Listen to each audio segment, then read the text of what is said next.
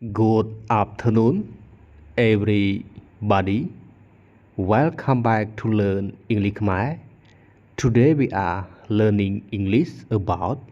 how to use words look, see, and watch. បាទសាយ័ន្តសួស្តីកូនកូនទាំងអស់គ្នាសូមស្វាគមន៍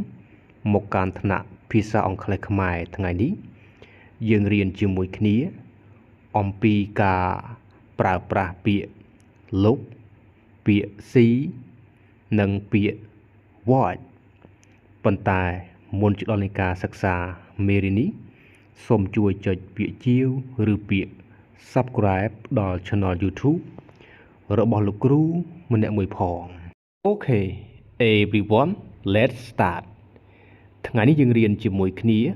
អំពីការប្រើប្រាស់ពាក្យ look ពាក្យ see ហើយនិងពាក្យ watch ពាក្យទី1គឺ see see ថ្នាក់ពាក្យជាកិរិយាសព្ទប្រែថាឃើញ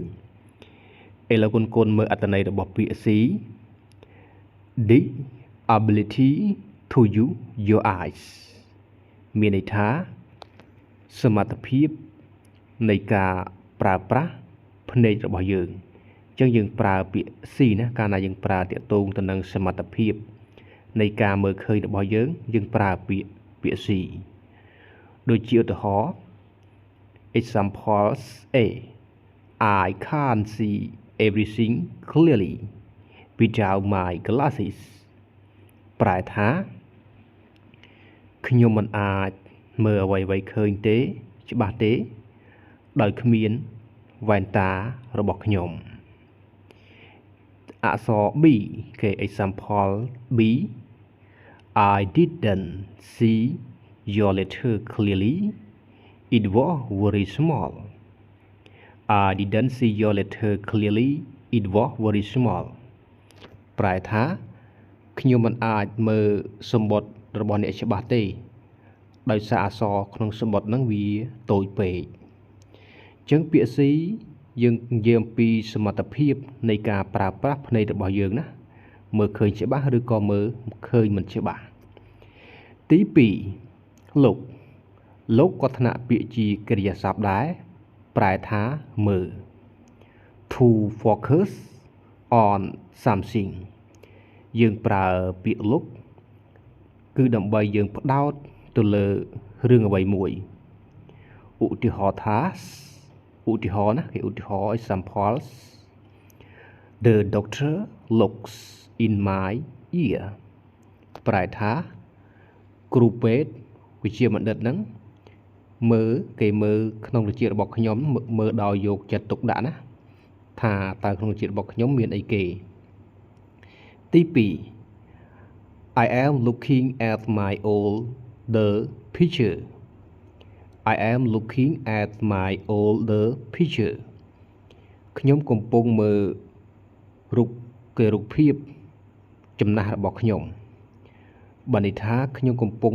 មើលរូបភាពចំណាស់របស់ខ្ញុំដោយយកចិត្តទុកដាក់ណាដោយផ្ដោតអារម្មណ៍ទៅលើរូបភាពហ្នឹងអញ្ចឹងកាលណាយើងប្រើ look បានន័យថាយើង focus យើងផ្ដោតអារម្មណ៍យើងផ្ចង់អារម្មណ៍ទៅលើរឿងអ្វីមួយឬក៏វត្ថុអ្វីមួយដោយយើងផ្ដោតការយកចិត្តទុកដាក់ទៅលើរឿងអ្វីមួយណាឬក៏រូបភាពអ្វីមួយឬក៏ទិដ្ឋភាពអ្វីមួយយើងប្រើពាក្យថា look អញ្ចឹងកូនចាំអត្ថន័យនៃពាក្យ look ណាអញ្ចឹង look គឺយើងមើលអ្វីមួយដែរប៉ុន្តែយើងមើលដោយការយកចិត្តទុកដាក់ដោយការផ្ដោតអារម្មណ៍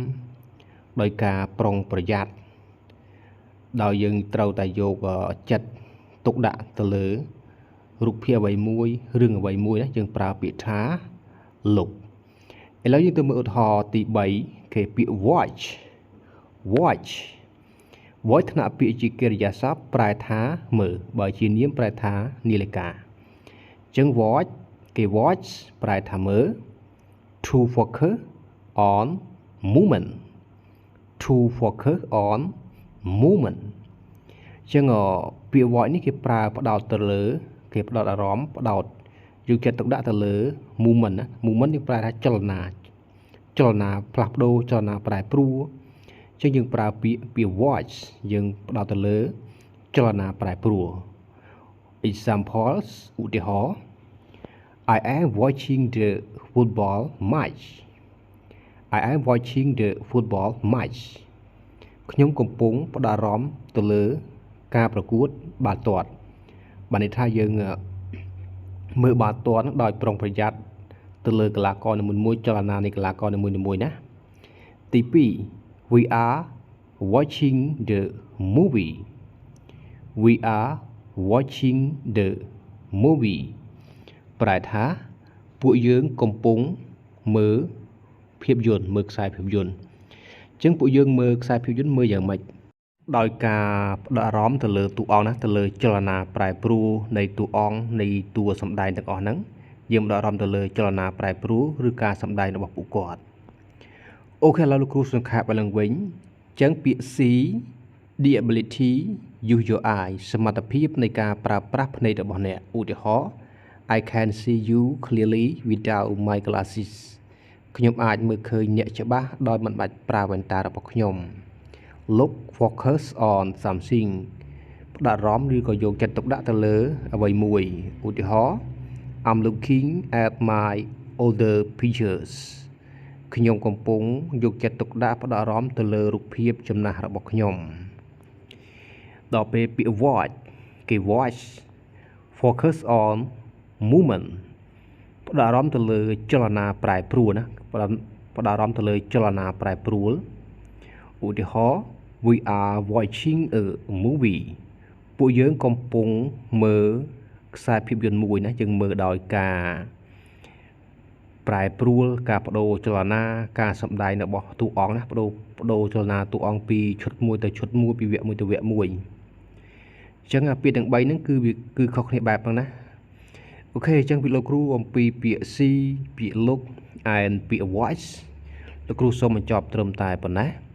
សង្ឃឹមថាកូនទាំងអស់គ្នាយល់អត្ថន័យនៃពាក្យនីមួយៗអូខេ I want to say goodbye see you later bye bye for now